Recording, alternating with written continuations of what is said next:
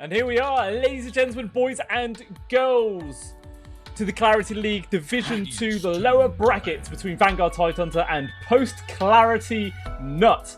I love that name. Like, it just shows everything. You know, someone gives you that clarity, you get all the mana out of it, no one cancelled it. Oh, god damn, that feels good. That feels so damn good. So, I like that name. I can dig that. I can dig that. But let's see who's going to be able to take this series full on best of 3. Loser obviously getting taken out of the tournament. No chance to try and redeem themselves again. So it's everything to play for now. Both teams can be trying their hardest and trying to show that they are the team apart. Now we'll see what the bands are going to be. I need to change my volume down a little bit. I've still got matchmaking volume on. Damn, man, that's too loud for casting. Too loud for casting. Probably just turn down Pretz a little bit as well. There you go. That's better volumes. Those better volumes. So we'll see what the first pick here is going to be from PostClarityNut. It looks like their favoured like position 5 is Ancient Apparition. So I wouldn't be too surprised if they just first pick that. Maybe even the Winter Wyvern. Actually, they've not played the Winter Wyvern. But the looks of it, neither has VanguardTidehunter, which is quite surprising since how obviously it is just so high up in the meta right now. They're actually going to kick things off with Jakiro. And I used to love this hero, right? I used to love playing Jakiro's position 5. It just felt so good. You had slows, you had stuns, you had ridiculous amount of damage, but they changed his ultimate so it doesn't destroy trees anymore. And it feels so goddamn bad. Like, it really does make the hero feel useless, in my opinion. So that's why I don't really like to pick it anymore. It was such a big part of it, the macro pyro, in my opinion. But even still, they're going to pick it anyway. And then immediately responded there, VanguardTidehunter, sticking to their team name, picking up the Tide. Probably going to skip the Vanguard, but they do pick it up. And the Lion follows suit as well. Solid position 4. And actually already securing an Ember Spirit there as their second hero pickup. So that's probably going to be for their mid lane, I imagine. Has the possibility to be a position 1, but it doesn't feel as stable in that role. So you most likely see it in the mid. The chances have already comment going, but unfortunately I only speak English myself, so I can't read that. But hey, I sense your energy, brother. I sense your energy. I like it. I'm assuming it's all good stuff. But we'll see what the heroes, VanguardTidehunter, are going to try and ban out in response. Obviously, look like they got their mid laner, so they're just going to focus their bans towards the position 1, already taking out the Jug. Meanwhile, PostClarity are just focusing on mid laners now. Probably try to take away all the heroes which would normally have a decent time up against the Ember Spirit. So pretty much just going to guarantee that it's going to be a mid-Ember. I mean, mid-Ember doesn't really care about playing against Queen. I know it can be pretty annoying for like the Invoker and stuff, but with the Queen of Pain, you can normally dodge the Shadow Strike with a well-timed Sleight of Fist.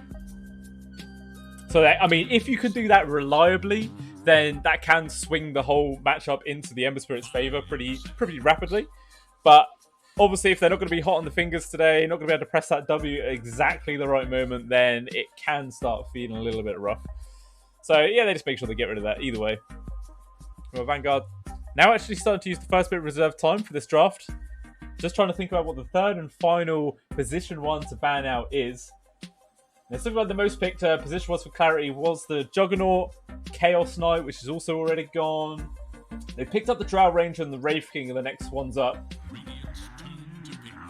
And actually, they banned out the Darks here, so giving a little bit of love to the offlane there.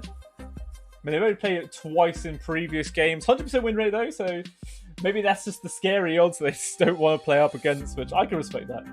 Sometimes it's, especially Darks here, it can be one of those heroes which really turn team fights around, just get a massive vacuum.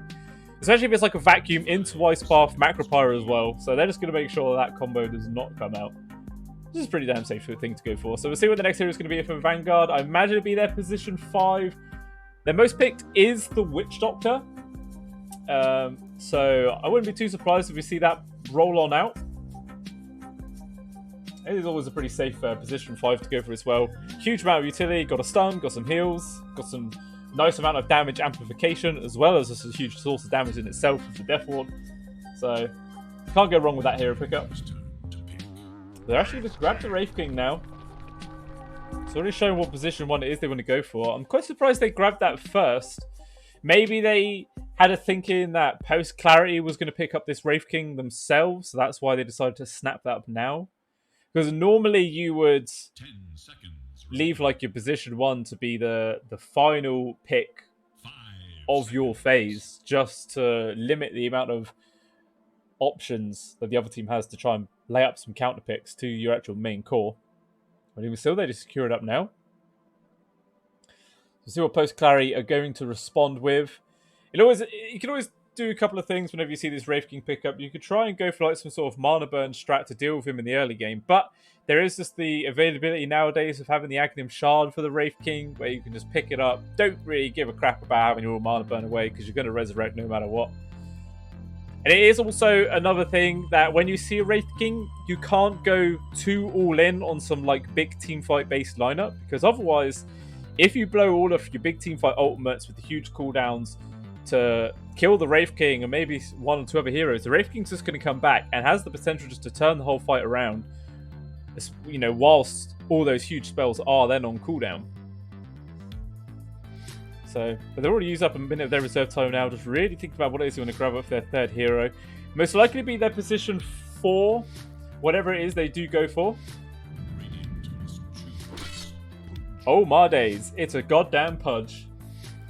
Have they played the Pudge before?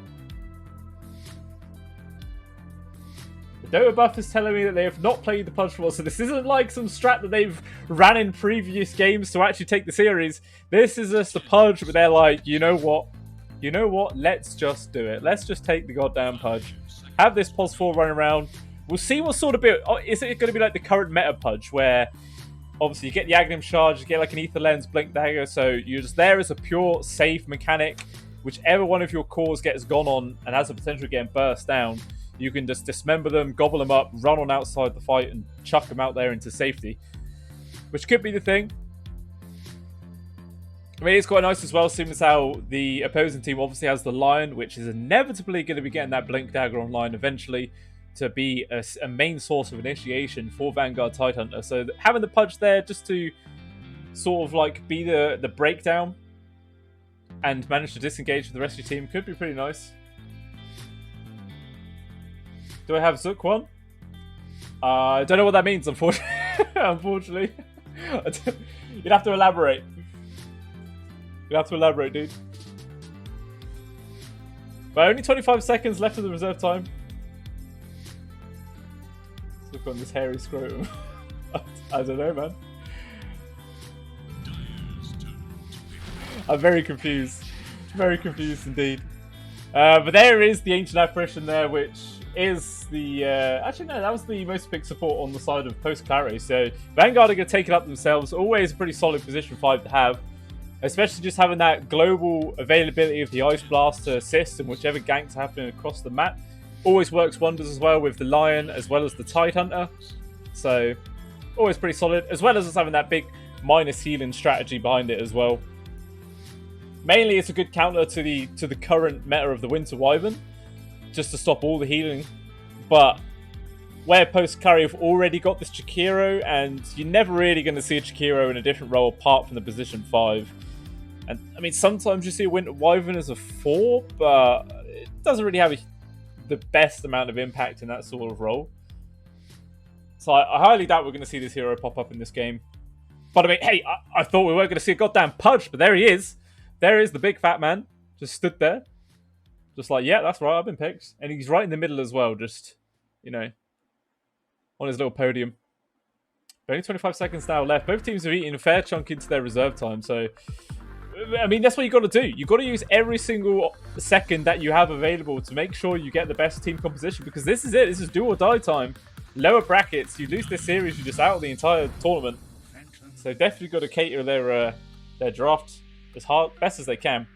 And it is going to be the PL as the 4th pickup there. And that's always a pretty solid hero pickup against the Wraith King, because if you get a Diffusal Blade in the early parts of the game, you just burn away all of his mana, and he's sort of running around in circles. Like, can't really get on top of people that easily. Especially if he doesn't have the Aghanim Shard, but he's going to be getting that Shard pretty much as soon as he can if he's going to be up against this PL. So I imagine it'll probably be a Radiance Wraith King build, if he can get it. As long as if his lane goes well enough and he's not really harassed out and has terrible net worth by, like, you know, 12 minutes in. I assume he's just going to go for the Radiance. It's such a good item up against the PL. giving that missed chance to all of the illusions really dampens the DPS the PL is able to kick out.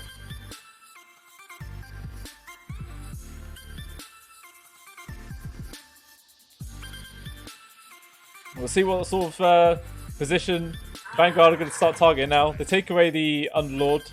I mean, it is just the position 3 left to pick up Post Clarity. Shakira's going to be the 5. The Pudge will be the 4. Ember's going to be in the mid lane. The PL will be the position 1 of the carry. So they get rid of the tanky Underlords. So maybe they're thinking that there is some sort of big frontline Post Clarity need. And I mean, they are missing some teamfight abilities, right? There isn't really much on the table here for Post Clarity when it gets to those 5-on-5 fight situations. I mean, maybe they could go for an arena, possibly like a Mars pickup. Just having that big team fight ultimate might just help swing the fights in their favor just that little bit. We'll have to wait and see. But PostClarity did ban out the Dragon Knight as well as the Lesh, so yeah, just focusing all those onto the mid lane. DK would have been not essential. Obviously, you want to have as many stuns as you can get most of the time. They got the Lion and the Wraith King so far for like guaranteed stun. I say guaranteed, but there is always a chance that a Lion commits a stun. Tidehunter Shakira are my favourite heroes to see in high level play. It'd be a cool match. Yeah, that's what we want. We want it to be an exciting game. But how do you feel about Shakira nowadays? I think he's... I used to love playing this hero myself, but like I said, the way that they changed him, Macropie can't destroy trees. I thought that was such a huge part of the hero. And it just feels quite underwhelming nowadays. Yeah, he did. It's a shame. It's a real shame. Maybe they might bring it back at one point. It would be quite nice to see. Love to see this Jewel Dragon all the way. But it was actually Enigma there as the final pick off Post Clarity, and that does give them some actual team fight capabilities, like I was saying, because they were missing it, and that is surely going to fill that void for them. So Nocturne's going to get outclassed by the superior team fight coming up from Vanguard, and they're actually going to go for the Storm Spirit themselves, and it's a pretty good Storm game. There's no built-in silences at all on the side of Post Clarity, so he's not going to have to worry about having to build into like a Yules or anything to purge that off. Can still get caught out by like a stray black hole or even the dismember if LP manages to get on top of him. So he's going to have to be careful of that. And Jesus Christ, what is Pudge doing? All these crazy animations and shit, man. Like, chill out. Chill the hell out. But I mean, there's still just... I guess with the Enigma pickup, the team fight feels sort of 50-50 now. Maybe just slightly favouring Vanguard. Because obviously, Ravage is just that little bit easier to hit. All you got to make sure is that there's a few people on your screen. You press R and they will get stunned. Meanwhile, Enigma, you got to make sure that you're jumping in the right location. You black hole the correct heroes. And you got to make sure as well that there's not going to be an immediate counter to the black hole itself and just cancel out straight away before you get any effect out of it whatsoever. So we'll have to wait and see how those team fights go. My eyes are going to be on this Pudge.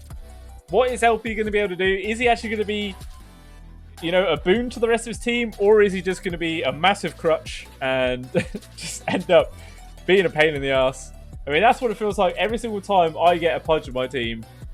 They're useless. They don't do anything. Whenever there's a Pudge in the enemy team, they are absolutely on it with like the dismember saves. They get out perfect times. It feels really goddamn broken. So we'll have to wait and see. But I mean, he's got all the skins, and skins mean skill, right? If you got all this stuff, it means you're professional, so I'm expecting the most. If I don't get the most, I'm going to be very disappointed. I'll send him a very angry message. But I mean, this little mid matchup between the two spirits, the Ember Spirit and the Storm, I think it's sort of like 50-50. Not really like either one has a huge advantage over the other. And Storm, pretty much a melee hero. Like, terrible attack range, so not really even going to be able to like harass out the Ember from afar. Just going to have to crawl his way into it. There we go. But here we are, ladies and gentlemen, boys and girls, for game number 1 between Tidehunter Vanguard and PostClarityNut. Someone's going to take this best of 3 series and take game number 1. I'm not quite sure on which sort of lineup I'm favouring. If this Pudge can perform, then it's always nice. If you have someone who's sick on Pudge, it can really make the games feel really goddamn good. But we'll have to wait and see. But it doesn't look like Tidehunter Vanguard are positioning for any sort of early play. Actually, already split up into the 2-1-2. This is just silly. Pretty much every member of PostClary in the bottom area vicinity. So maybe, am I thinking of roaming on in and doing some sort of aggressive play, perhaps? I mean, it makes sense, seems like you've got all these heroes already here. 30 seconds to battle. Fire and ice. As pressure builds, the stalwart remains. We'll have to wait and see. It doesn't look like there's a Brainy or Sergeant Average going to be doing anything. Not for the start. John's got to be careful. Obviously, he's just stood up on this high ground to see if he can actually catch anybody out from PostClary just walking up the high ground. Actually, no, they're all just bail out the area. They're too scared. They don't want to run the risk of just getting ganked on and giving away an easy first blood, so they will back on out. It's time now for the final. So this ends up being a pretty simple, even 2-for-2 split straight down the middle. So the only difference is the fact that Madsen's going to get a little bit of creep blocking in. Meanwhile, Joel joined his creep wave just a little bit later. So maybe he might be just a tiny bit more out of position than the Ember Spirit in this lane. And sure enough, he will. Lovely blocks there by Madsen. Perfectly on the high ground. I'm going to drag it straight up onto the range creep, which is what you got to do. Try and get that range creep denied out as quickly as you can. Maybe not even like as quickly as you can, but as reliably as you can. Is he going to get it? Madsen, yeah, successfully there with the deny. Obviously, the Flame Guard a definite help up against the Storm Spirit, able to avoid a huge amount of the damage coming out from the static remnants. But with the early levels, it can only absorb, what was it, like 2 hits? And that shield was pretty much gone. 120 damage each. Actually, it only absorbs 80, so really one remnant should have just popped it, but I'm pretty sure it took 2. It was definitely quite interesting there. Meanwhile, Jesus Christ, I just saw that Irvel. Super low HP already at the start of this. Brady and Sergeant Average able to charge out a fair bit. And Ben just running straight through the lane. This is one ballsy Jakiro. The stun's up there for Sergeant Average. They get the stun. Brady Gonzo is going to lay a couple of right clicks into the dual breaths there to slow him down. And he's just barely going to escape with his life. Has to pop the salve in the trees. And he jukes in the right direction as well. So the salve will pretty much get its full duration off. But that was a very, very risky maneuver there from him. Even still, I guess it pays off. I mean, I'm not sure what it did, but hey, he didn't die. So that's a win in his book. So let's see what LP. It looks like he's already tried one hook. And by dropping the where he dropped the voice line, I'm assuming he missed his first hook. And that's always a downside. It feels like if you hit your first hook, it really sets up nicely for the rest of the game. Sets the pace like, yeah, that's it, I'm on it. We'll have to wait and see. He's just going to run at John right now. With the cold feet on him though, forced to just back out. With this well-positioned ward, oh no, is again for the second hook's off the mark again. As soon as he's going to carry on running at John with the cold feet, makes it really difficult just to stay on top of this ancient apparition. You just have to constantly duck out, and then he just harasses you with those goddamn little ice balls. Real damn rough stuff.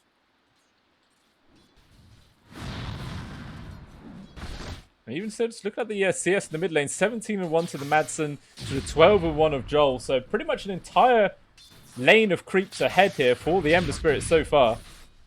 I mean, actually, that difference quickly cut down as there was just a few more creeps left to go. Even getting denied there onto the next grain troop. So it's not actually that bad. It's only a very, very minor difference at the moment.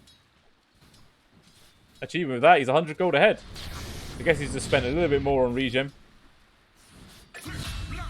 Oh, and then up top, first blood gets found there from Sergeant Average and Brainy Gonzo taking down Ben. I wonder if he done another crazy suicide run. And as soon as I look away, Joel, he ends up getting a solo kill onto Madsen in the mid. That is real damn disastrous for Iffy Madsen there. Giving away a solo kill to an opposing mid laner gives him just a big chunk of gold, as well as having a massive XP boost over the top of you. So he'll fill up a couple of charges there on the spot with the bounty rune, but he's not exactly going to be the most healthy in the world, so he's still got to be a little bit careful about going back into this lane. Oh, look away, Ben. Oh no, he dies again! What happened? What happened? He died over here like no one was even really around him. I don't even know. That's 2 deaths quickly on the Chikiro, and now his TP's on cooldown for another 40 seconds. He's going to have to flap his little wings all the way back to the lane, but it's going to take him a fair chunk of time to actually get there. And Sergeant Average rotates in to guarantee the Water Rune there for Joel, but likewise the same move came out from LP, finding the bottom Water Rune.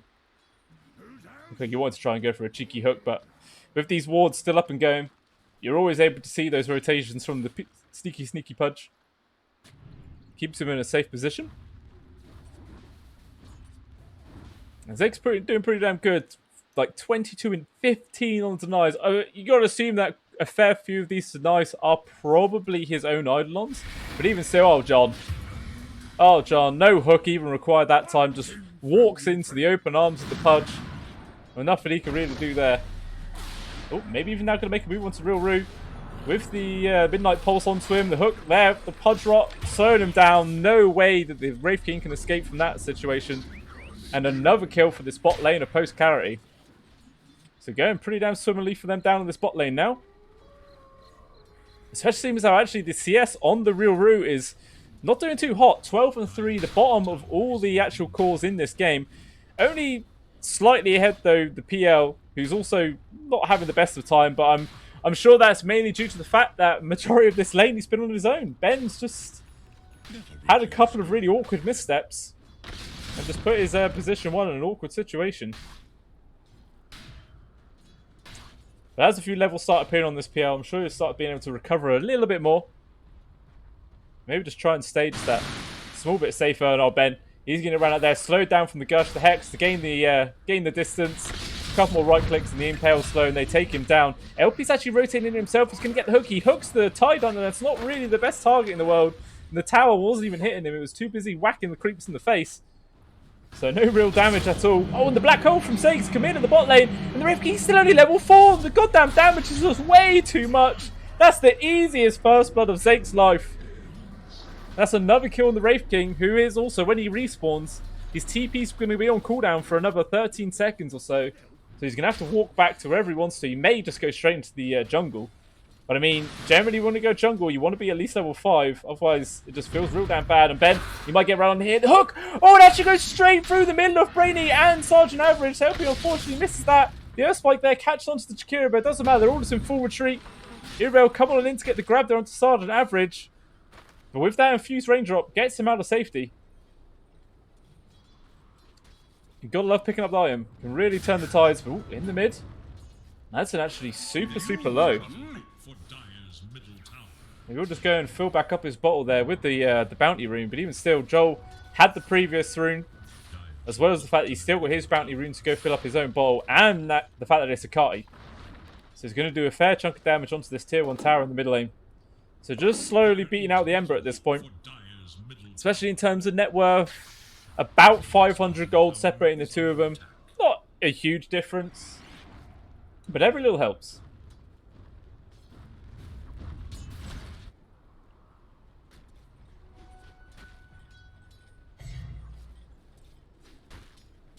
They're just keeping LP up top. They realise that the Enigma does not need any help whatsoever. It's this top lane which is a little bit rough for him. Oh, another Earthspike connection there onto Ben. No other sort of follow-up. Gush was still on cooldown. And LP's just hanging off to the side. He's just waiting for the opportunity to get some sort of hook. I mean, he's got to be careful. Both of these two are hugely ahead of them in terms of levels. Like, Brainy Gonzo already has the magic wand. Well, he has the Ravage, but he has the magic wand as well there to just give him that little chunk of mana to pop that big ultimate if they need to. If the situation arises, they don't even have to just get a kill for it, as long as if they just counter it out. Make sure nobody dies. It'd be a fair good usage. Pretty much like just over half a level separating these two mid laners as well. So Joel just keeping his lead for now. It feels like LP, he sort of needs to do something. He's been sat here for about 2 minutes now. Not really been able to do much because nobody's stepping out of position. But now Joel's going to make his first rotation. Even has a bottled haste rune. He's going to run straight into Ben. I think he's just going to be dead here. LP, he's going to go for the hook. Oh, he misses again! Sergeant Average escapes for the skin of the team. Even going to go forward there to drop the wound down. Gets a nice double stun, but Joel immediately zips on in himself. LP getting preloaded and needs a couple more hits to finish him off. And that one right click takes him down. Sergeant Average trying to juke into the trees. The rotation from Madsen and the Ravage comes out. They're not sure which target they want to go onto. They focus onto Irabel now. Sucking him in, dropping down a couple of remnants, but trying to do as much burst damage as they can. The final right click just with the Angus Smash takes him down. But Ben has now respawned, come back in to assist the rest of his team. But really, the damage is done. They take down 3 heroes: the Chikiro, the Pudge, and the PL, only losing the Lion. But I mean, it looks like elsewhere the Ancient Apparition did die. I think. Did he die? I can't see that chat log moves just too damn quickly. Yeah, Zake's got a solo kill onto him down this bot lane, so at least that went alright. It feels like this bot lane is the real saving grace so far for Clarity. I don't know. Just like the actual full name of the team's completely escaped me, because it's not even like normally I look at the logos at the top to get some sort of hint when I forget the team names. But no, there is no hint. Nothing. Obviously, VanguardTidehunter is easy to remember. This is right there.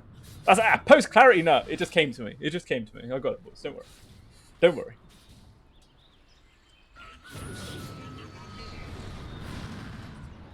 There's a little bit of a real rude, just really interesting position for him to be in. I'm not quite sure what he's doing here. I think he's just securing up the rune there for Joel. Good bit of teamwork. Not the sort of thing you'd expect to see from the Wraith King. Oh, the jump force there from Zakes. The Midnight Pulse slightly off the mark, but the hook finally lands there from LP on the stun target, and the real Rue will end up falling here. He is level 6, but not bothering to put a point into his ultimate. Not that it would have made any difference whatsoever in that situation, because he would have just ended up dying 2 times in a row. So I can't blame him for that. Well, everybody else is still sat top, pretty much solo. Oh, actually, massive TPs from VanguardTidehunter to move back into the middle, and the long tip into the backlines there. The black hole immediately get cancelled out. He just dies too damn quickly. Brady Gonzo there with a long-range gush finishes off the Enigma as soon as he presses that R. That's really goddamn unfortunate there for Zakes. And now it looks like VanguardTidehunter might just transition this into their own tier 1 take. They got the Carti. They'll have the Tidehunter as well to tank up the tower hits if they need to. They're trying to harass him out from afar. The rotation there for Sergeant Average gets a nice double stun into the backlines. The finger as well comes out, blows up Chikiro. LP sort of follows suits really goddamn quick. Sergeant Average is getting ran out by Irval and the Ember Spirit. They'll find the kill onto the Lion. But it's not the most high priority kill in the world. Now Joel's going to get out the jump forward there from Zakes. He gets the stun there with the Malefice. Goes for the zip out. And he should get out there just long enough. The slight fish range does connect, but he couldn't get the shackles. It was still on cooldown. And they're still just charging forwards with Joel. They want this Storm Spirit. They want it hard. Brady's trying to make some space, spamming gush after gush, but it doesn't matter. One more stun there. The zip. He's all out of mana. The charging forwards with the PL is going to be enough. They take him down. It looks like John's probably going to follow suit here. The final right click as well finishes him off. So 2 deaths there. And now, though, the rest of the squad's rotated in. Both the supports on the side of Clary have already respawned. They're coming back in for another. Sergeant Average dies for the 2nd time. He goes for the dismember to Brainy, but he gets cancelled out. And the hook back from Zakes, pulling back his own Enigma, but I'm not sure it's going to make any difference. Brady's just stuck between a rock and a hard place. There's too many people around him, but he's so goddamn tanky. He's just spamming out these anchor smashes. This guy's HP bar, it's not moving. They can't goddamn well do enough damage. Now, with the PL jumping back in with the Pudge, finally the Tidehunter goes down. But the long-range Ice Blast to finish things off there from John, but it's still over Joel. Oh, he jumps in, but he can't quite get the connection onto the PL fast enough. Actually, maybe. No. I thought maybe PostClarity was going to jump in for another re-engagement, but they decide against it. And good lord, that was one hell of a chaotic fight for this early on. 4 deaths in total there for VanguardTidehunter. Really, it's more than that, because the Lion died twice. The Ancient Apparition didn't die twice, but the Shakira and the Pudge died twice as well. There is little hope for Radiant's middle tower.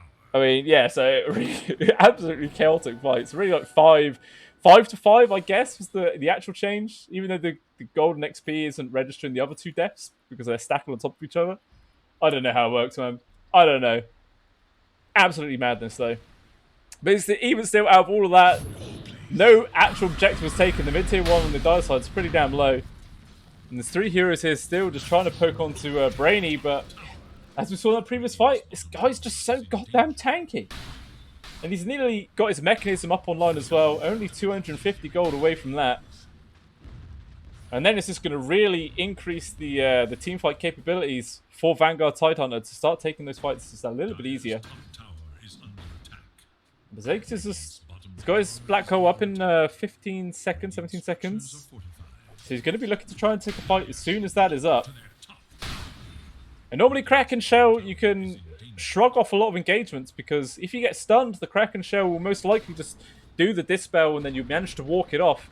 But you can't do that with the black hole. It's one of the few spells in this game which just has that continuous effect to lock you down. So there's no chance of getting an early escape from it.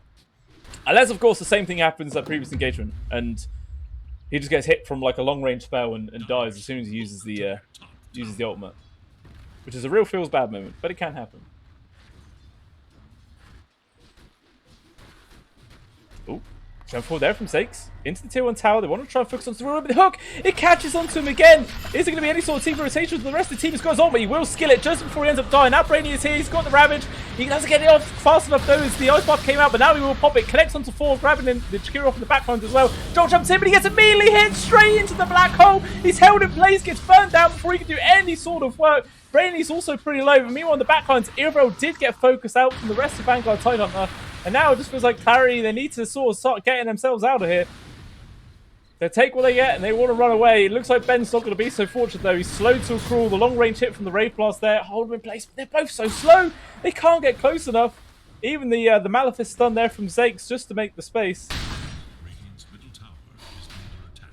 So a huge trade of spells between both teams. No one really coming out on top. Well, I mean, I think Clarity came out on top. Yeah, because they... Well, I don't know, actually. They got the kill into the Storm Spirit. It cost them the Black Hole. And they lost their PL and the Pudge in the meantime. But on the flip side, it was the Ravage that was used from Vanguard. I don't know. It sort of feels 50-50, that trade. Nobody really came out ahead. No one's even managed to push in the tier 1 tower. I mean, it's nearly 60 minutes in.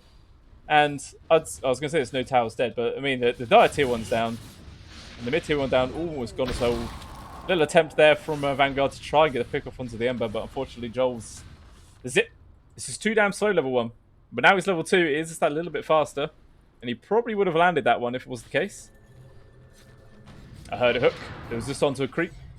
All intentional there. He just wanted the money, you know? He just needed that little extra bit of 50 gold. And they're pinging out Irabel. They see him farming up here, but there's nothing they can really do, I don't think. Especially with Ravage down. It's really their only sort of big catch tool for the moment until this line has his Blink Dagger online, which he actually does. It's sat in his stash. He's not getting it delivered, though. I don't know what. Okay, now he will. Maybe just wasn't sure which direction he's going.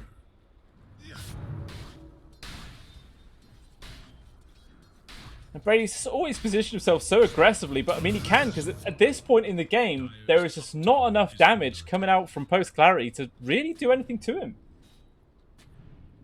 He just wants people to jump on him, waste all their time, waste all their spells, and the rest of his team can come in. And they're already 3 heroes spooked up behind him. But actually, the long tip here from Joel with the silence really on top of the orchid, but the nice hook there from LP pulls him out of danger. And the Hex just wearing off, and he will manage to survive this. Finally, this punch bit coming into fruition. And Brainy just getting 100 illusions whacking into him, but again, just no damage really to do anything to him. Just fast well as the Macropire, but it's really easily evaded. The Ravage comes out, pushes onto the 2 of them. They couldn't quite catch onto Enigma, which I think was their main target. So now PostClarity could just try and go for a re-engagement here. The Ravage is down, which is just a huge portion of Vanguard's teamfight capabilities. Actually, meanwhile, what's this going on? The Ruru is just pushing in the tier 2. And he is actually going in for that Radiance build now. He went for the Armlet Mordigian first, which makes sense. His brain was struggling a little bit. Oh, actually, do that. But actually, loads of action going down here. Jong looks like he got hit by the hook. So he did die, but LP paid for the aggression of his life. But it's not over yet. They're going to charge forward, trying to aggression onto Joel, but he just pops the illusion ring. And he manages to get out. Actually, they're still not done yet. Madsen just keeps on running forwards. He's going to be a little bit careful. Actually, he gets the bolus onto Sergeant Average into the background.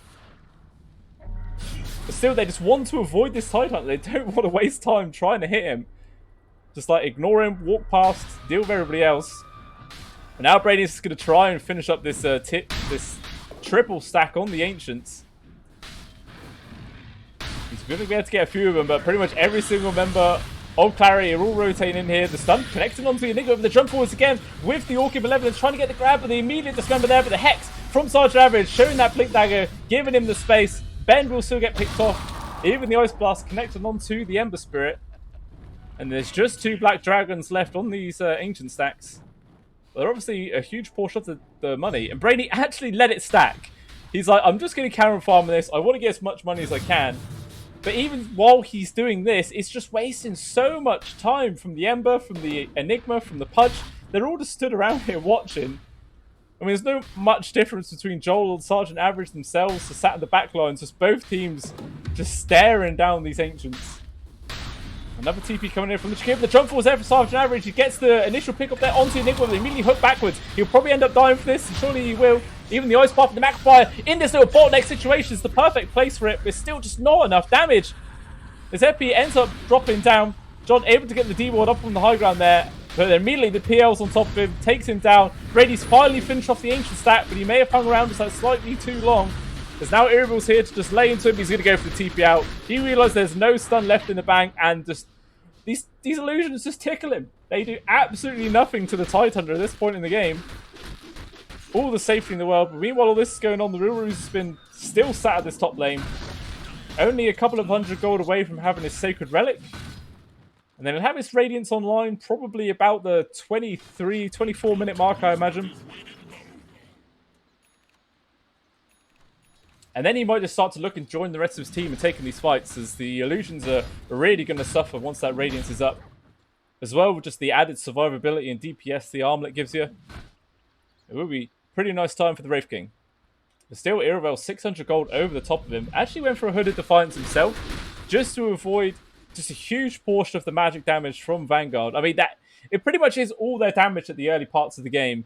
The AA, the Lion, all the magic from the Storm Spirit as well. It's pretty much the entirety of the damage. The Spell was used there on Brady Gonzo, but again, it's not really going to do anything. The jump forward Sergeant Average, he gets the Hex, but immediately Iravel just jumps straight onto the Lion. Going to start pushing him back and giving the space to his Ember. Now they're going to focus into the Tide yet again. One Purge, taking away the stun. Another stun there. With the Cracker Shell, a Purge again. HP bar, still not moving. But he's just so goddamn slow. The jump forward FL, he's going to go for the Ravage. Connects onto 4 heroes. He's going to take down the Pudge. The bonus only connects onto the other 2. Sergeant Average is going to die from this, as the Macro Power was on top of him. And it looks like John's not going to be very lucky himself. Actually going to go for the Ghost Scepter TP out. And he's going to make it. It actually successfully goes. Brainy, unfortunately, just gets completely abandoned. Actually, no, he's on the jump forwards there from Joel. And Real Ruse even here. He's going to go for the stun onto the Ember Spirit. He's going to try and burst him down. One more right click's all he needs, and he gets it. He takes down the Ember. And Irrible just has to run away. And Brainy, still alive with the Guardian Greaves as well, heals himself up. At least Ben was able to take down the tier 1 tower while all that crazy, hectic stuff was going on. So a slight little advantage there. I mean, tier 3 though, already taking a small bit of damage and losing their tier 2 tower just from the Real Rude just pushing in and farming up himself. I mean, that was the Radiance show up as well. Like, he had this item online and he immediately come to join the rest of his team.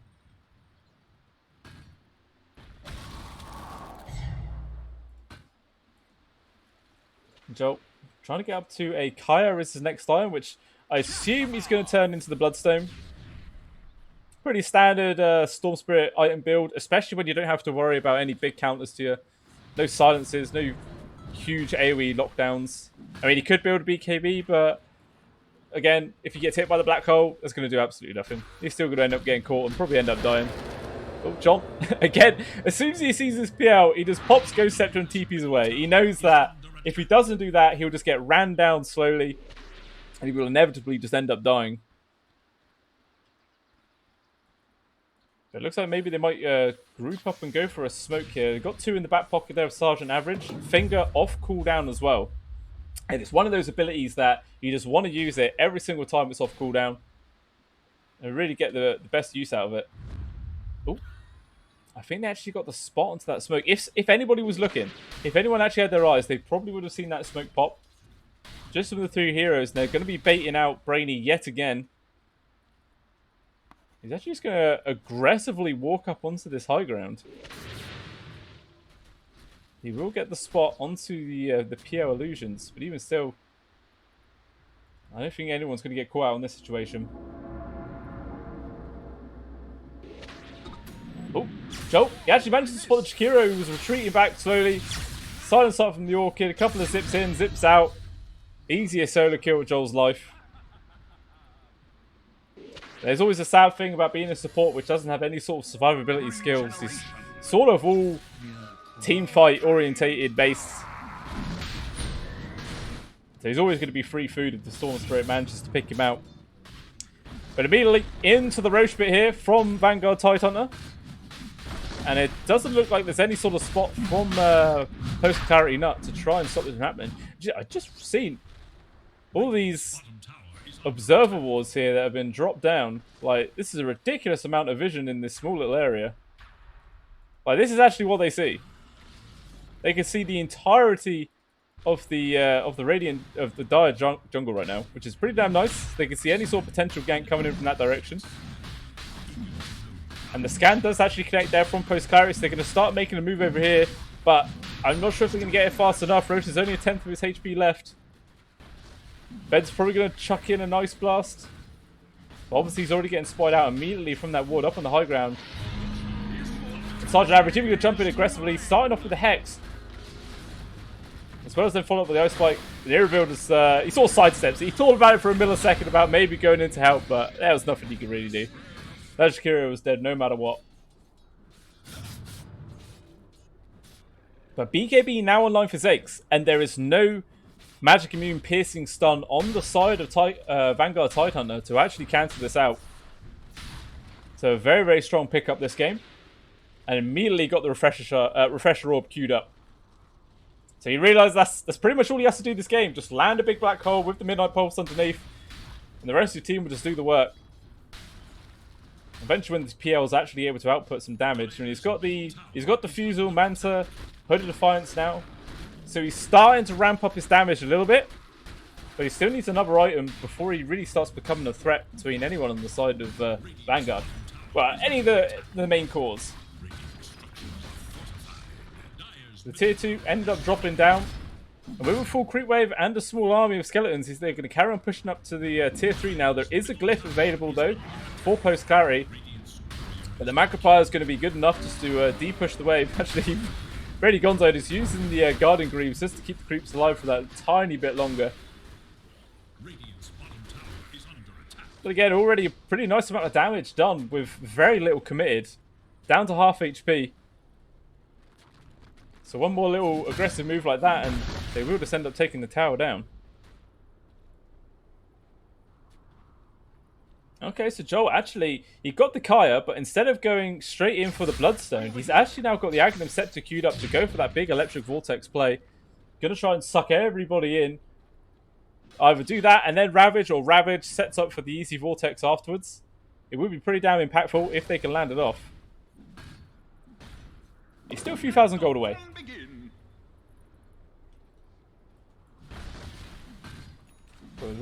He's got a Blink Dagger queued. And he has enough to buy it if that is actually the item he's going to go for. He's also got an AC up there, so maybe he's just thinking about what the team actually needs.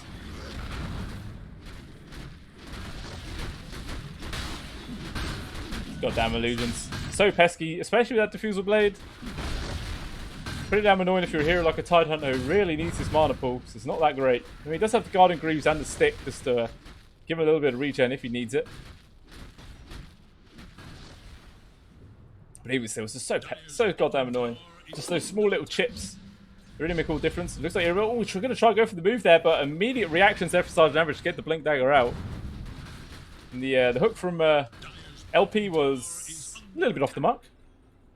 Just a little bit. Meanwhile, pretty much the entirety of the rest of this server is at the top. Joel's just been happily at the bot lane, just farming in, taking down the tier 1 tower. Closing in pretty fast on that Aghanim Scepter, actually. Only about 1,300 gold away now.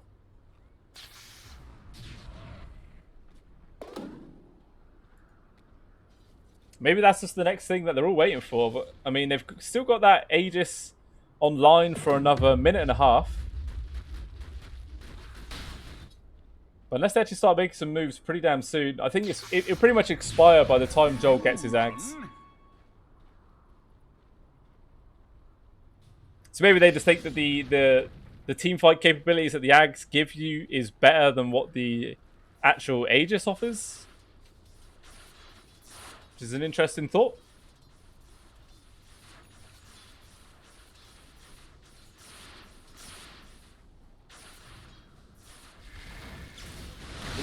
So they've found a grab there onto the PL, the hook's there, but it doesn't matter, the finger already comes out, the Ravage did also there as well, but it was not even needed, as there was just too much burst damage, and the Ice Shatter there from the blast was enough to finish off Iroville, so no PL for a whole minute.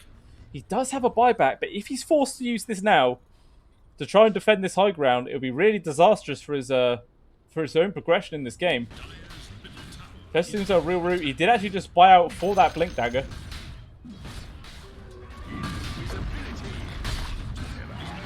Again, another macro pyre there from the Jakiro just to try and de-push this wave as much as he can, but the tier 3 is going to drop down no matter what. And looks like Brady, he doesn't even really care. He's going to stay here, but actually the hook backwards and the immediate Blink Dagger out there from LP, just putting the Tidehunter out of position. That's all he really wanted to do. But that's not going to stop the real Roo, though, from just beating into your range barracks. He's going to swap target over towards the melee barracks. Obviously, it's the higher priority, but it is more tanky and it has the HP regen. So unless you really do a substantial amount of damage to it pretty quickly, it will inevitably just undo itself over time. Even still, range barracks taken away. I mean, they did that as well without having the Ravage or the Finger online, which is... I mean, the Ravage is definitely one of the main abilities, which is in the back of the minds of ClarityNut. Like, they're going to be thinking, always make sure they stay spread, don't get hit by a big 5-man Ravage. And while that ability is down, it's their time to go. But actually, with this smoke move, Manta walking up to the high ground, bumps into Sergeant Average. Immediately, LP Blink Dags up to the high ground behind the line with the follow-up there from Rubel, takes him down, as well as the Black Hole comes out, connects on two of them. The Sip forwards there from Joel. I think he sipped as the Black Hole came out, just throws his life away. The Wraith King's all alone. His first life's gone, and his second's not going to be far off going down as well. And he is just going to get slowly chucked down. Triple kill for Iroville, a full team wipe there from ClarityNut, only losing the Pudge, who did buy back. Not entirely sure what the buyback was for, but hey, LP bought back anyway. But even still, that is exactly what ClarityNut needed to start bringing this game back into their favour. They were about 10,000 gold behind, or close to it, and that's immediately swung it back down to just a 4k lead. And everyone's going to just run down this mid and try and do as much damage as he can to this tier 2 tower. I mean, the supports are respawning in just a couple of seconds, but there's nothing that they can really do to stop this push from coming out.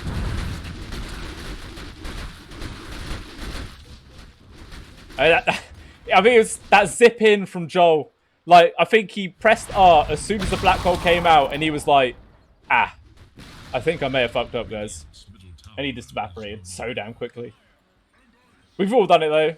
It's kind of sad, but it does happen. Always a downside of playing a Storm Spirit into a hero like Enigma. Joel is actually down here as well. He's got to be careful because pretty much the entirety of Clarity is just above him.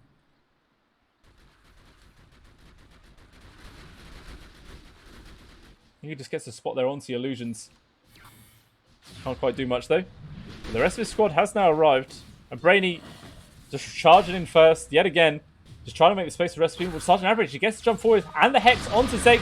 The hook is there to take back out position. The PL re-engaging. Brendan Gonzo is going to drop down the Ravage. It connects onto 3, holding the PL in place. There's not really that much follow-up damage. The Ruru is even going to go onto the Ember, but it's going to be a difficult target to take down. All the illusions of the PL will just charge at both the supports. John has to just go for the TP out. The LP doesn't let him. He immediately hooks him as he tried to TP out. He'll probably inevitably go down. Now the Ruru's getting focused up. His first life's going to go. He's going to come back into this quickly. But nice Vortex there from the Storm Spirit, pulling in the 2. The Ember Spirit falls. Going to try to focus on the PL, but it doesn't matter. Joel still ends up burning down. And now the PL just focusing onto the Wraith King. He's all on his own, needs some help. The Ember is brought back to try and turn the situation around. Sergeant Everett steps out of position. He gets picked off. The Stanley connects onto the PL. They take him out. Madsen, though, responds by taking the Wraith King.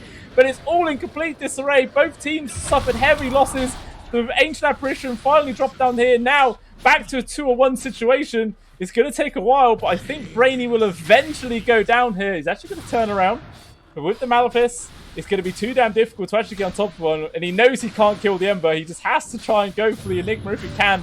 But it's so difficult. There's the slows and stuns, more slows. And the Ember's just tickling at him.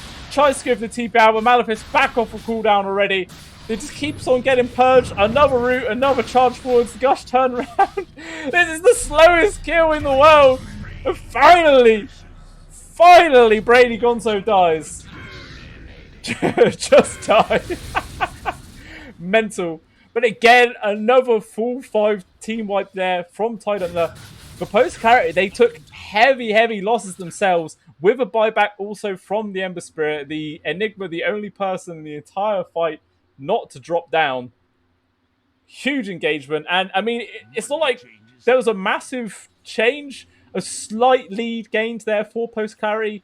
About 2,000 XP and 1,500 gold. Nothing to write home about. But even still, a successful fight. And this PL is really starting to become a menace now. With that bash online, and he just bought something out. What was it? Okay, a pipe. A PL with a pipe. That is a big team fighting man. That's what I'd like to see. I thought maybe he might upgrade it into like the more greedy Eternal Shroud. Just focus on himself. But actually taking the pipe of insight is so goddamn like... I like to see that. Normally position ones are so greedy. Irro, he knows how to be a team player.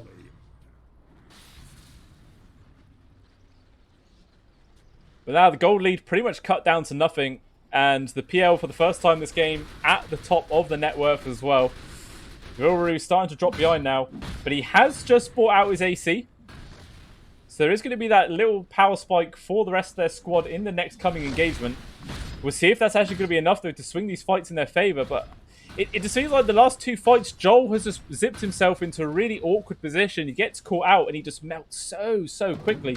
Because he has zero survivability on these items, and neither of his two supports have any way of trying to make a save. Like, there's no Oracle False Promise, there's no Shadow Demon Disruption, nothing like that to try and stagger out the fight and keep him alive. They're going to counter push on the tier 2, but meanwhile, PostClarity, they're just taking the Roshan instead. They're going to lose their tier 2 for this, and actually their tier 3 might take a fair amount of damage because this Roshan is not dying quickly. It's taken such a goddamn long time. Now about a quarter of his HP. A few of them are going to start TPing back, but already this tier 3 is taken quite a huge amount of damage, as well as the glyph being used just to keep it alive. But now Aegis, Cheese, and Shard all online there. I mean, it's in the pocket very well, but he's already got his Shard online. I don't know who he'd give it to. The Shard for Ember seems pretty goddamn crap. I kind of like the Shard for Jakiro, but hey, he's already got his as well. The Enigma, okay, he's already got his as well. And okay, right, everybody has a Shard. It's literally just the Ember who doesn't. So there you go. Everybody on PostClarity got the Shard upgrade, even though this feels crap. But hey, you may as well use it. And even Madsen nearly got his own BKB up online now as well. 300 gold away from that. Zakes. Looks like he's got a Shadow Blade queued up. So he just wants to make sure he gets a really good position in these team fights. Just skirt around the outside. Wait for Vanguard Tidehunter to put themselves out of position. Or actually, they're going to jump forward. Going to go for the Black Hole with the Midnight Pulse here. They're going to focus down onto the Tidehunter. It looks like Brainy will probably end up going down. He's taking a little bit of time, but eventually he does drop. But that is that big team fight ultimate there for Clarity. Used to take down this Tidehunter, who does have a buyback. So they got to be a little bit careful, as that is pretty much their only big ultimate. But actually, he has this Refresher Orb, I just noticed. So I guess he doesn't mind. They're going to have the ability to just pop that and go for another big Black Hole play, especially if the Tidehunter buys back. If he can catch him again, it's going to be a long death timer. But even still, PostClarity is coming up for their first high ground siege of the game. And the tier 3 already taking a fair bit of damage. Gold just zipping in there with the Vortex. Just going to set up for the Ice Blast. Catch on for the 2. And the Finger actually... Did he draw out of it? I'm not sure. Even still, it wasn't a huge amount of damage. But, I mean, with that Timeless Relic, that Vortex lasted such a long time. Pretty damn good. But the tier 3 still going to end up dropping. Sergeant Average, he gets the Hex there onto Madsen with the Earth Spike. But just nobody wants to follow it up. Actually, the Ruru is now going to jump in. Hook from Epton. Ends up missing another Finger on the AoE. Taking away all the creeps. They're doing a fair bit of damage onto the PL. But a Dismember from LP just heals up Irrevel a huge chunk. And then it's going to carry on pushing us in as soon as this next wave comes back up. So the Tidehunter has finally respawned. And that is going to be the cue for the rest of for PostClarity just to fall back. They've got what they came to do. They took down the tier 3, forced a lot of TP rotations back to their own base, halting out the farm in progress of the Wraith King. And now it's going to spread out and absorb as much of the farm on the Radiant side of the map as they can. But immediate smoke play coming out here from VanguardTidehunter. They want to try and get some sort of rebuttal. Make these whole last few minutes seem worthwhile. They're going to charge up straight into the dire jungle, but there's nobody actually in the vicinity. So they're not going to find anybody going up through here. Actually, LP is just slightly below them. But they won't actually realise they're there. And the PL, as well as the Jakiro, are going to bump into the real route. His smoke pops. He doesn't know which direction, though. Now he runs straight into everywhere. He gets the stun onto him. It locks him in place. It's the correct one. Now the Hex finally followed up as well as the finger of the stun. The Ice Blast isn't going to connect. It does. They actually don't even need it. The right click there for the real route is enough to take down the PL. Gone for over 90 seconds. The Jakiro quickly follows in his footsteps. Just no life to live without the PL. And now, 2 heroes down and a creep wave right outside the base. VanguardTidehunter are going to try and start applying some pressure onto these buildings. Maybe take down this second tier 3.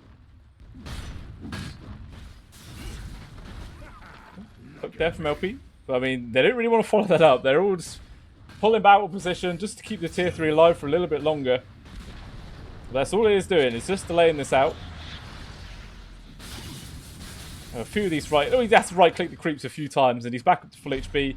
Goes back onto hitting the range barracks. The Midnight Pulse already used.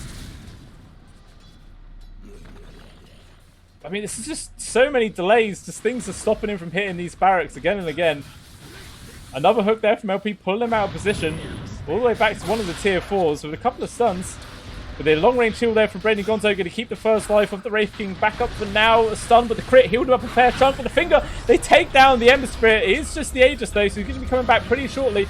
Meanwhile, the Jolt jumping in just to make a little bit of space for the Lion. But I don't think it's going to be enough as Madsen's keeping charge. Wants to take it down, but nice dual scepter timing. He's going to keep Sergeant average life for now, but that's all it's going to do is to lay this out. Meanwhile, the Black Hole comes out for Ziggs, but it's just onto the Ancient Apparition. It's not really the target you want, and he's going to go for the ambitious TP out, and he's not going to be successful. Actually, Madsen, he jumps in well deep. Now he just gets hexed. This is going to be an easy turnaround, but the nice little dismember there from LP gives him the safety to back on out. Zake's also jumping in, used the refresher orb.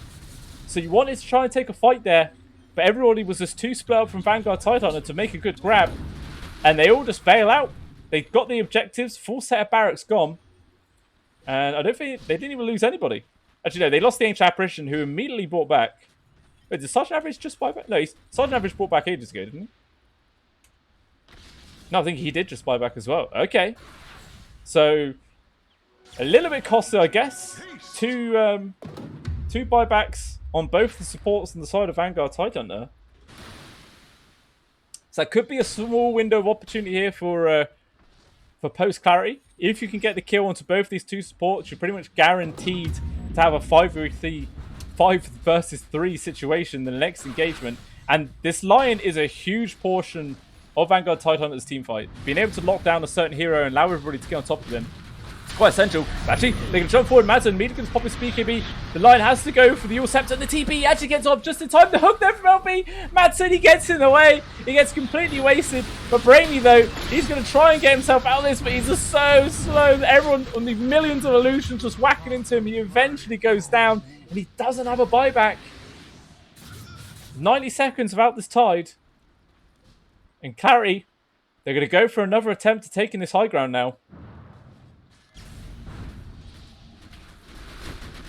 We'll see if VanguardTidehunter are going to be able to push them back and keep this set of barracks alive. Actually, off to the side. Lion, he's caught outside the base. I think LP must have got a really fantastic hook, actually. I missed that. But he did. Yeah, his hook was on cooldown. So nice little grab there from LP. The zip forward there from Joel. Just getting the Vortex pulling. But the Ruru, he just walks into the ice path, gets stunned up. Irabel, when Madsen just bashing into him, his first life's gone. The Macropie and the ice path tries to get the grab, and even the black hole, it doesn't do anything.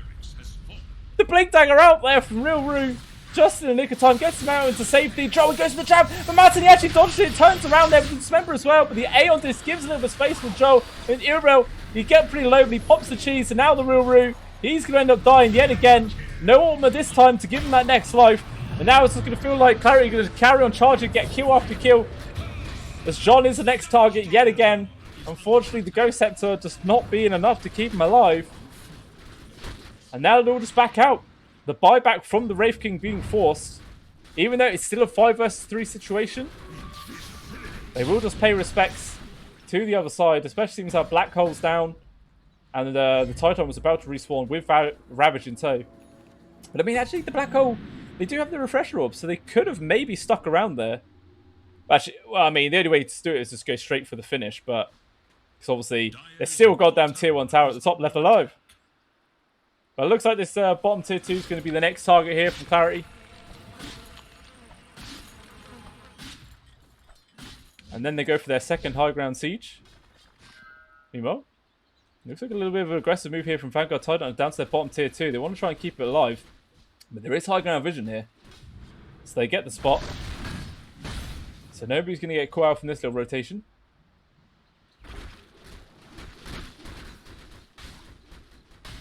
I think Gonzo did ping out the fact that he knew there's a ward up in this high ground. So I imagine that'll be get dewarded pretty soon there. Sergeant, oh wait, I thought that was Sergeant Average then with a Vladimir's offering. I thought that's a interesting item to see on a Lion. Oh, actually, Madsen, he bumps into a few of them, pops his BKB there, so he can't get any sort of counterplay. Now they're trying to engage onto the Storm with the hook. It actually grabs onto him. The Aeon Disc pops, and he can't get the Dismember off in time to lock him in place. So Joe will manage to escape with the skin of his teeth. Sakes jumping past the Tidehunter. Nobody's gonna get caught there, but the tier 2 ends up falling down. And now it's going to be the tier 3 next up to go. Black Hole up in 10 seconds, still with the Refresher Orb ready to use. So the capabilities of the double Black Hole. LP trying to go for a little ambitious hook there into the no vision. Doesn't quite carry on to anything. So VanguardTidehunter are going to try their hardest to keep this next set of high ground live. But the hook there from LP, putting the Wraith King out position yet again. They don't quite want to commit onto him though, because they know this Ravage is available and they will now get popped. It just connects onto Iril. The jump force there from Sakes. He actually gets a Black Hole to 2 of them, pulls in the Wraith King as well. The Tidehunter is going to try and survive, but it's not going to be enough. He still ends up dropping down. The BKB and the Refresher of use there from Sakes going to use the second Black Hole to guarantee this next step onto the Wraith King. But actually, the BKB wasn't there. Joel managing to get the silence onto him. That's going to be the counter play with the finger on top. It's going to be a lot of damn damage, but still LP ends up dying. Joel has to go for the buyback as well as the Tidehunter. They want to try and turn this fight around. Ruru stand his ground, manages to take down Irabel. Joel even finding the Ember Spirit in the back lines. Absolute disaster there for Clarity. And Ben's going to try and go for the TP out, but the dust reveals him trying to go. And they catch him as well. A full team wipe coming out there from VanguardTidehunter. And we'll see what they're going to be able to do with this. Buybacks are available for everybody on the side of Clarity. And it costs a couple of buybacks themselves for that whole situation to come about. So the Storm Spirit and the Tidehunter got to be careful. If they get picked off in the next fight, this could just be GG and over for them. So got to be very careful. And they must be aware that these buybacks are going to be available for Clarity as well. But very fortunate. That's a pretty quick Roshan respawn, actually. And they're going to go straight onto the pit. And his dies pretty damn quick as well, actually. Already down to 2/3 HP. With the Aghanim's Blessing as well. I mean, who do you actually give that to? You could maybe give it over to the Wraith King. Give everybody that second life, which would actually be pretty damn clutch. Especially for the Void Spirit, who keeps getting caught out. So if they can give him the second life, that'd be fantastic to turn these fights around. They actually give the even the Aegis over to Brainy Gonzo as well. Seems how he does not have a buyback available. It's a very heads-up play. Normally people just immediately put it into the position 1, like, yeah, you take it. But I like that. That's some heads-up play. But now pretty much the entirety of Clarity have respawned. It's just the Ember Spirit left. So I don't think there's going to be much structural damage coming out here. And even the Storm Spirit is super low on mana. So he's not really going to have much fuel in the tank to try and take a fight if they do go in. So they've got to be wary of that.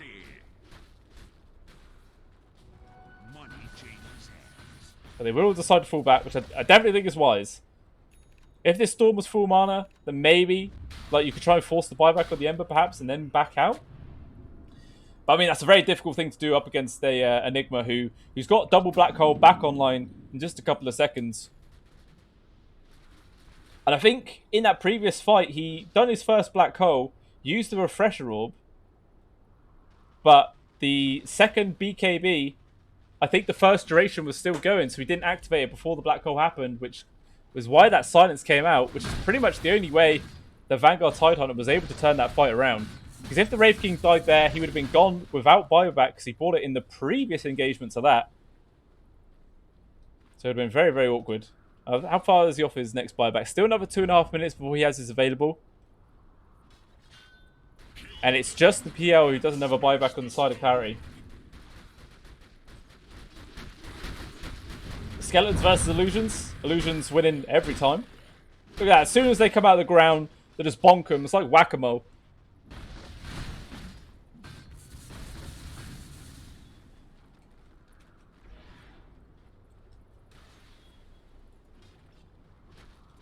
Both teams just playing so carefully now. And I guess Clarity are just going to sit in their base and maybe just wait for Vanguard Tidehunter to come to them, because if they step out, it's always pretty awkward trying to fight into Aegis Cheese and the Aghanim's Blessing on the Wraith King. I imagine they probably got the spot. Did anyone pick it out? I didn't see anyone pick it out, but I'm assuming they probably see the fact that he's got it now. But this Wraith King is now 6 slotted, 50 minutes into the game. 36,000 net worth, 7,000 over the top of the PL, who is also 6 slotted, to be fair. So you could just go for a... Well, I don't know if he just wants to completely get rid of one of his items, or maybe just go for the Moonshard or something. He's got BKB and Skadi queued up. But we'll see which one he's actually going to go for.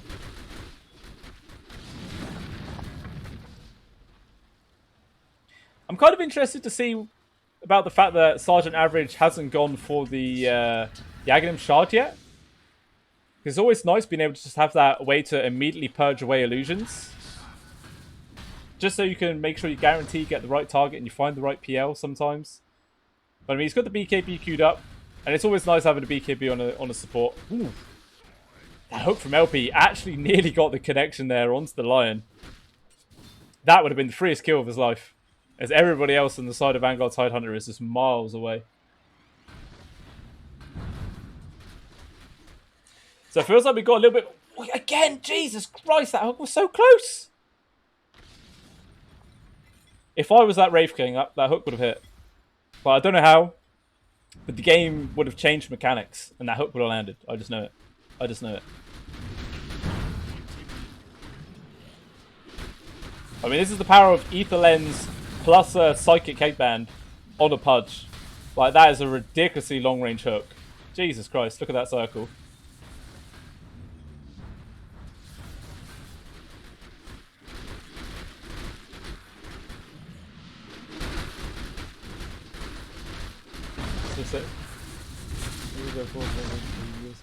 Look at my hands on it. I just read where you wrote, Kevin. Good lord, man. You're a scary man. You're a scary, scary man. I mean, I say man. Shouldn't assume genders. Who knows what you are? You can identify as anything. It's up to you, buddy. Aegis actually just timing out.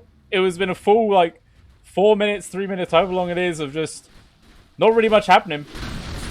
Both teams are staring down. Everybody's just been sat in this area. But actually, a smoke move's coming out here. They know this Aegis is actually timed out. Sergeant Average, he jumps in. He gets the Hex there onto the PL, following up with a stun. He needs some support with the rest of his team. Someone else needs to get the engagement, lock him down, but nobody's here.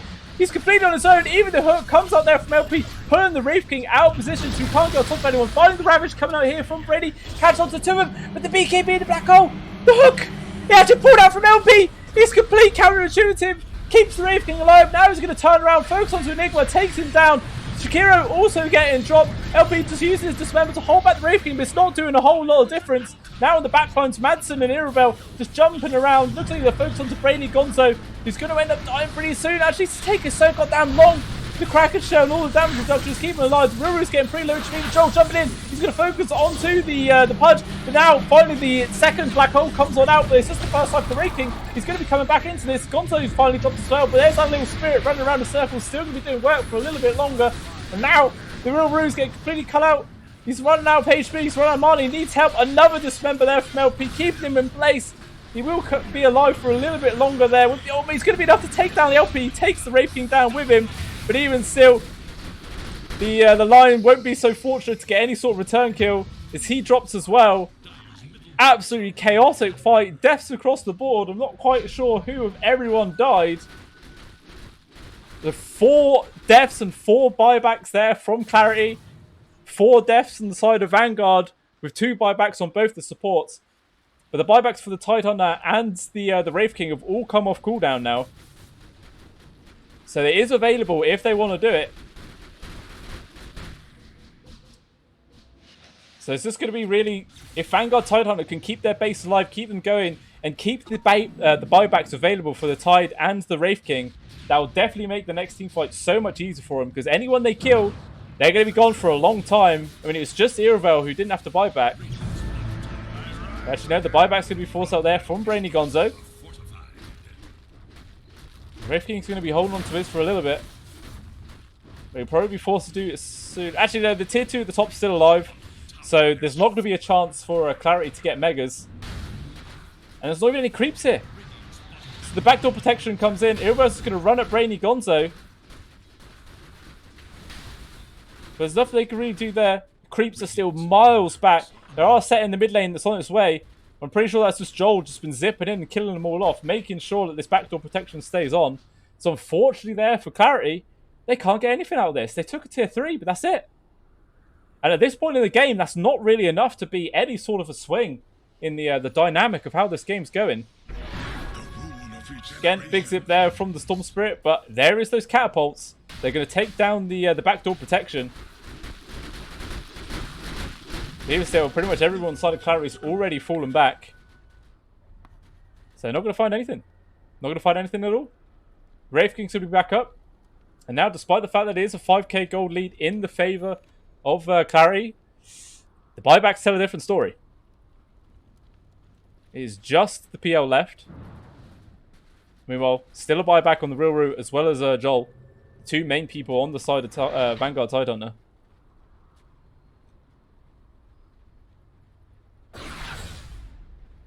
So maybe they might go for, I don't know, some sort of smoke play perhaps?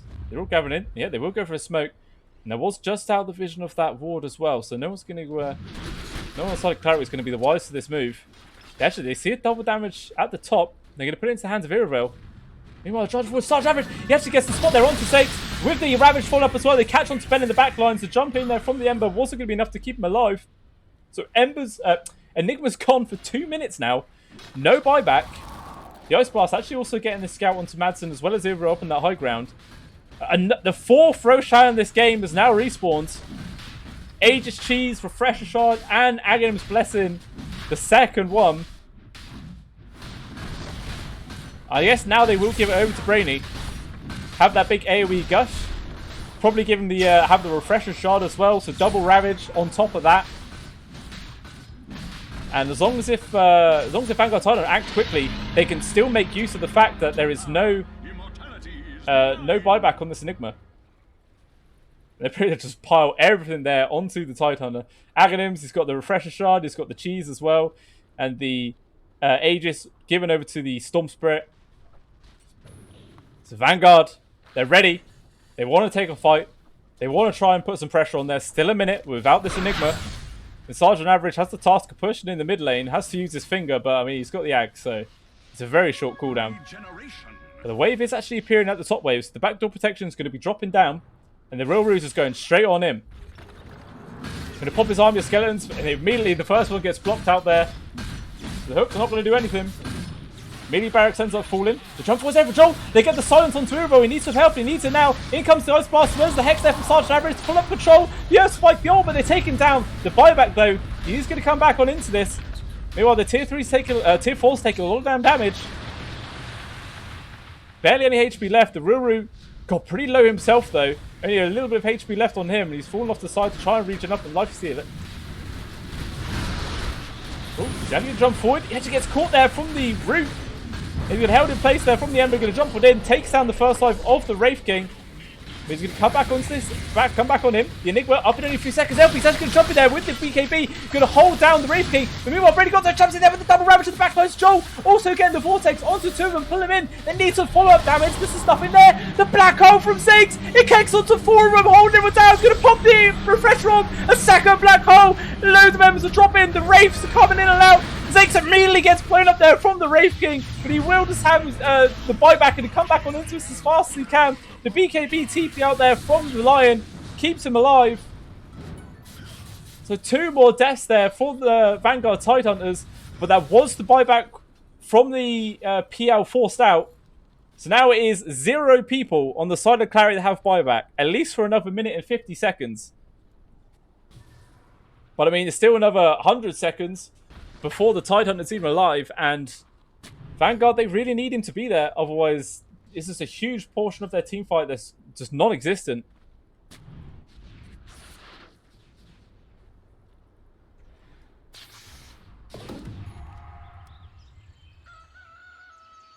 Despite the fact that it's 60 minutes in now, and Joel has 26,000 net worth, it doesn't really look like he has that many items, to be honest. Like, maybe he just needs something else. He's got 6,000 in his pocket. That's actually, a main reason about where all that goddamn net worth is. We'll see what he's going to buy. But we got those 60-minute tier 5 items coming out. The Stygian Death Slayer being the first one found there for Vanguard. Meanwhile, it's the Seer Stone and the Ex Machina that's already been found for Clarity. So we'll see who they're going to put the Ex Machina on. Probably Madsen, just to give him a double BKB. And he's holding on to the Spell Prism for now. Being able to spam those Sleight of Fist in team fights more and more is definitely beneficial.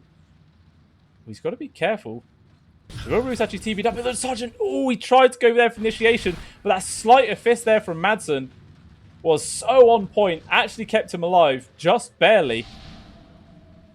Ziggs actually TP'd up here as well. But already the Real Rue and Sergeant Average are already bailed out. So nobody's going to get caught here. But still, I think both teams just want to finish getting up all their tier 5 items. The Book of Dead was found there from both teams. It's kind of an interesting item, this one. I mean, especially now that there is no more Necro Book. But we'll see how they fare up against an army of illusions. Probably not very well. Yeah, not very well. They just end up getting melted away and then just feeding more gold over towards Zero. Not that gold really makes much of a difference at this point. Well, I mean, in total, that is 600. Fallen Sky there, though. Found up by the Ember Spirit. And that's probably one of the best tier 5 items in the game. Gives you a blink and a stun at the same time. Perfect for any sort of initiation tool, which they could just give over to Zakes, right? Give this Book of the Dead to someone else. It doesn't have to be on him whatsoever. And if you give him the Fallen Sky, it allows him to initiate for his Black Hole just so much easier. And yet they will put it into his hands. But also frees up a space. He doesn't have to bother going for Arcane. Well, he can sell this Arcane Blink if he wants. He's hiding in these trees. Brainy Gonzo there with the Giant's Ring. Just trampling around. 3,700 HP on him. Just walking around. He has no idea how close to Zakes he actually is. Absolutely no idea at all. We're actually going to TP up to top to try and get the grab there onto Madsen, but just not enough lockdown. And he's able just to get the spirits away. Oh, actually, I think if the Real Rue carried on that trajectory, he may have been able to get there in time to get the cancel. Unfortunately for him, he dives onto the creeps instead.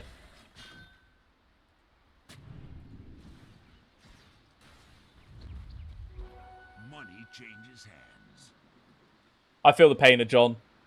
Like, an hour's long game, and he still only has 12,000 net worth. Like, that's position 5 life where you are just so squishy, and there are so many ways for the enemy team to get on top of you. He's only like 11 times, but even still, it's been enough to severely hinder his net worth. So he pretty much only has an Aeon Disc and a Ghost Scepter. Purely survivability at this point in the game. But maybe, if he gets lucky, might get a couple of kills in the next fight. He might be able to buy a next item. He's got a Mystic Staff there queued up. So what's this going to be, a Cypher Vice? Yeah, he's got the Void Stone as well. With the onboard, yeah. So yeah, it will be a Cypher Vice, which is definitely going to be a nice little added benefit to the rest of his team, which will have up in 600 gold.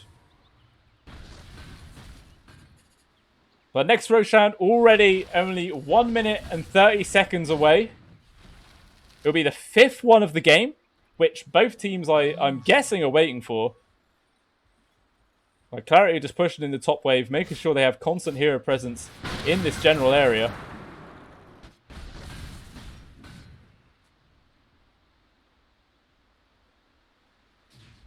Well, the rest of Vanguard Tidehunter are all just sort of just spreading out, just trying to soak up even more farm.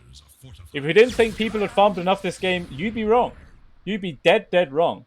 The Refresher Orb was actually the pick up there from Joel. So he's going to have double Vortex now.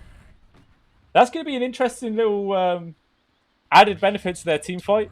I imagine there's probably going to be a Refresher Orb coming up soon for Brainy Gonzo as well. He's got an Aeon disc queued. I don't know about that. I think he should just go for the Refresher Orb. Just have that double Ravage into the double Vortex. And then all you need is a Refresher Orb and Sergeant Average into the double Finger. It could be pretty legit. They did go for a smoke play, and they've not actually found anybody. They do ping it out the fact that they see the creep wave just getting blown up and nobody's there. So they realise that this smoke play has happened. So it's not going to be any sort of surprise. Oh, Joel, he actually did get bumped into there from Irrevel. Just his illusions. And it was enough to spook him away. So Roshan, 48 seconds. Again, another pretty quick respawn timer. It's not the fastest in the world, but it's by no means a long one. So what does the 5th one just have everything? So it'll have Aegis, Cheese, Ags, Refresher Shards. Does it have another Ag Shard as well? Or is it just those 4? I guess it must just be those 4. Zakes again, hiding in the tree. He loves these like little old outpost areas, just hiding about. He's gonna pop the he's gonna go invisible. Doesn't realise, like, John has no idea that he's right here. Oh, he's going to use the Eidolons, so they see him. Well, he knows he's in this vicinity. Jump forwards ever Brady. He gets the spawn to Zakes, who's going to pop his BKB and the Midnight Pulse. Meanwhile, though, the rest of the squad is getting involved. They're going to focus on the Sergeant Average, has to pop his own BKB. He's going to try and juke out into the trees, but he needs some help, and he needs it now. His BKB is about to wear out. Actually, no. He used the Ex Machina to get his BKB. That's going to be the Black Hole as well used. With the stun there for the Ruru, cancels it out. Sergeant Average is still going to be able to walk himself out of this. Now the re-engagement, then the Ravage connects onto him. Zakes ends up dropping down. The Ruru's getting pretty down low. Clips and Irrevel's on top of him. Goes past the Macropyre as well. The first life for the Wraith King will go. Brandon Conso is just tramping around the map, trying to do some goddamn work. The hook there, pulling Ruru out of position yet again. But Irrevel just hiding himself into the trees. Can't go on top of anybody. Sergeant Average getting pretty low though. The Black Hole! It misses from Zakes. It doesn't do anything at all. This is absolute chaos around the fight. Irrevel, he gets caught there for the jump from Joel, as well as into the silence. He's going to use the pressure on, pulling him in yet again. He's getting them going down. He is. He's gone for 2 minutes. His buyback is back though. Sergeant Average is going to buy back himself, as well as John. They're going to get back into, with the Wraith King eventually probably ended up dying here. But another refresher abuse from Madsen. It was such a Machina to get his BKB back up online. The deaths abound. The Ice Blast. The Black Nexus to Madsen. He's going to be dying. Oh, the Aeon Disc keeps him alive. Not going to be so lucky for Ben, though. He still ends up dropping. Does he shatter from this? No, I think he survives, right? Oh, I think that was close. I think that was very, very close. But everybody pretty much bought back in that engagement. Final one like there from Ben to try and join in for the rest of his team. Just a stun, chucking on to the Ruru first. Brainy Gonzo just charging the backlines there with the Shiva's guard. The Ruru's taking so much damage. They're going to go straight for the throne. There's no way to stop this. Eclipse is jumping in. There's these couple hits and they find it. They take down the throne. And that is Vanguard Tidehunter finally taking this game number 1 after 68 long minutes to take out the series. Those fights were just so back and forth. Absolute chaos. And the game ends with less than 1,000 gold lead for Vanguard Tidehunter. That's goddamn well how close this game was. 45 kills to 46 kills. Less than 1,000 gold lead. 68 minutes in. Absolutely mental. Either one of these two teams really could have taken it, in my opinion. I think the only thing that let PostClarity down at the end was that little black hole from from Zakes that just missed. It hit onto absolutely nobody, had to immediately cancel out. And he is really all of the team fight on the side of PostClarity. So 100% needed that ultimate to hit. Unfortunately for them, it didn't. But even still, that is Vanguard Tidehunter taking game number 1 in this best of three series. 1 game closer now to push themselves on to the next round of the lower bracket. And 1 game closer to taking PostClarityNut out of it. Will they be able to bounce back, take game number 2, take it to best of 3 series? I don't know. You don't know. Well, let's find out in the next game, which is coming up in about 5-10 minutes. So I'll see you then.